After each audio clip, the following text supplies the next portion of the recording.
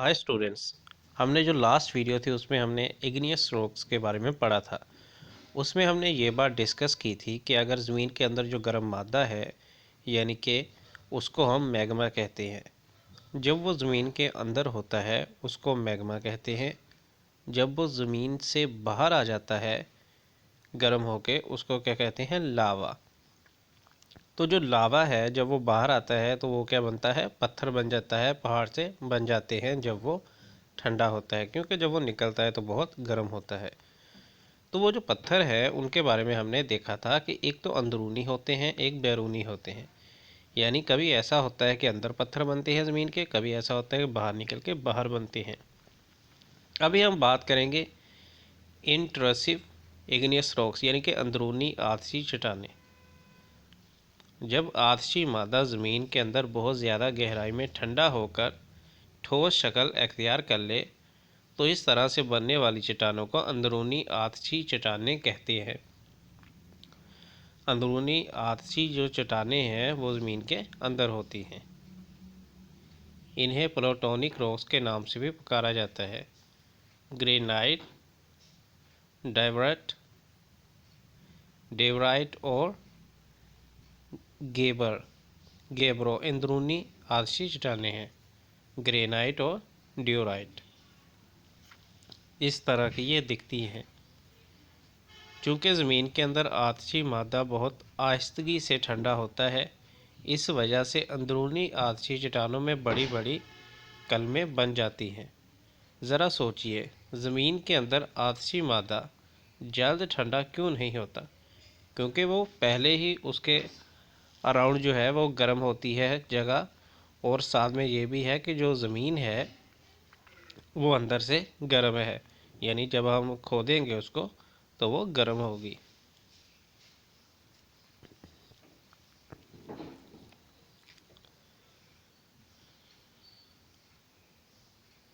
Extrusive igneous rocks बैरूनी आतशी चट्टानें। जिन इलाकों में आतिशफ़शा पहाड़ पाए जाते हैं वहाँ आतशी मादा सतह ज़मीन से बाहर निकलता रहता है। बाज़ औक़ात आतशी मादा ज़मीन में मौजूद शगाफ़ों और दरारों में से भी सतह ज़मीन के बाहर आ जाता है और ठंडा होकर चट्टानी शक्ल अख्तियार कर लेता है। इस तरह बनने वाली चट्टानों को बैरूनी आतशी चट्टानें कहते हैं। बसाल्ट और ओबसिडन बैरूनी आतशी चट्टानें हैं।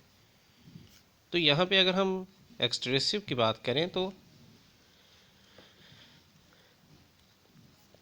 जब सतह ज़मीन से बाहर आ जाता है वो मादा तो उसको हम क्या कहते हैं, एक्सट्रूसिव इग्नियस रॉक्स।